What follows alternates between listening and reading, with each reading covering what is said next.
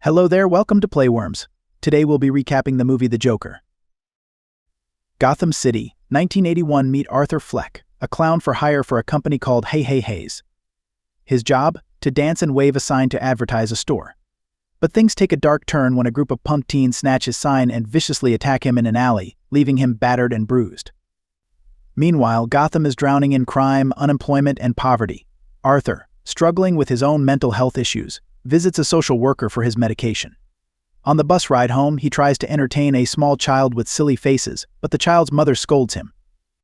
Arthur's uncontrollable laughter draws attention, and he hands the mother a card explaining his condition. As Arthur navigates a city on the brink of chaos, his laughter becomes a symbol of his inner turmoil and the societal struggles around him. Will Gotham's laughter ever turn from pain to joy? Stay tuned to find out. Back at home, Arthur resides with his ailing mother, Penny. They bond over watching a talk show hosted by Murray Franklin, where Arthur daydreams about being a guest on the show and winning Murray's admiration. In his fantasy, he captivates the audience by sharing his devotion to caring for his mother. Meanwhile, Penny, who once worked for Thomas Wayne, hopes her connection to him will improve their circumstances. At Ha-Ha's, Arthur receives a gun from his coworker Randall for protection following the mugging incident. As tensions rise in Gotham, Arthur finds himself grappling with the harsh realities of his environment and the growing desperation within himself. Arthur finds himself drawn to his neighbor, Sophie Dumond, a single mother. Despite his awkwardness around her, Sophie treats him kindly. However, Arthur's social ineptitude leads him to follow her around one day. Surprisingly, when Sophie confronts him about it later, she remains unfazed. In a bold move, Arthur invites her to his stand-up comedy show. On the night of the performance, Arthur takes the stage at the comedy club. His uncontrollable laughter at the start sets an uneasy tone. As he delves into his routine, it becomes apparent that his jokes fall flat. Nevertheless, Sophie is among the audience members, seemingly enjoying his act. Arthur's life takes a dark turn when he visits a children's hospital to entertain as a clown and accidentally brings his gun with him, leading to his dismissal from Hey Heys. His boss blames him for losing both the gun and the store sign. Feeling betrayed by his coworker Randall, who falsely claims Arthur obtained the gun himself, Arthur confronts him before leaving the job. To make matters worse, Arthur learns that the city is cutting funding for his mental health facility, leaving him without access to his medication. On his way home from work, Arthur witnesses a group of Wall Street bullies harassing a woman. Instead of intervening, he laughs uncontrollably, drawing their attention. When they turn their aggression towards him, Arthur snaps and shoots two of them dead, with the third meeting the same fate as he tries to escape. Overwhelmed by his actions, Arthur seeks solace in a bathroom, where he finds himself compelled to dance in a surreal display of emotion. The city is divided in its reaction to the murders, with some viewing them as a justified uprising against the wealthy elite, while others condemn the violence. Thomas Wayne publicly denounces the killings, further stirring the controversy. Meanwhile, Arthur makes a startling discovery when he finds a letter from his mother to Thomas Wayne, suggesting that Arthur may be Thomas's illegitimate son. Driven by this revelation, Arthur visits Wayne Manor and encounters a young Bruce Wayne. Despite attempting to connect with Bruce, Arthur is rebuffed by Alfred, who exposes Penny's past deception. Frustrated and enraged, Arthur lashes out but ultimately flees the scene. As the police investigate the subway murders, they visit Arthur's apartment, suspecting his involvement due to his recent job loss and association with clown makeup. Arthur manages to deflect suspicion but faces another crisis when Penny falls ill and is hospitalized. Sophie stands by him during this difficult time, but Arthur's emotional turmoil only intensifies when he sees Murray Franklin mocking him on TV, further fueling his descent into darkness. Arthur's quest for truth leads him to confront Thomas Wayne at a public event, where he demands answers about his parentage. Thomas vehemently denies any connection to Arthur, dismissing Penny's claims as delusions. In a fit of laughter, Arthur's confrontation escalates into a physical altercation, resulting in his expulsion from the event. Despite this setback, Arthur receives a surprising opportunity when he is invited to appear on Murray Franklin's show.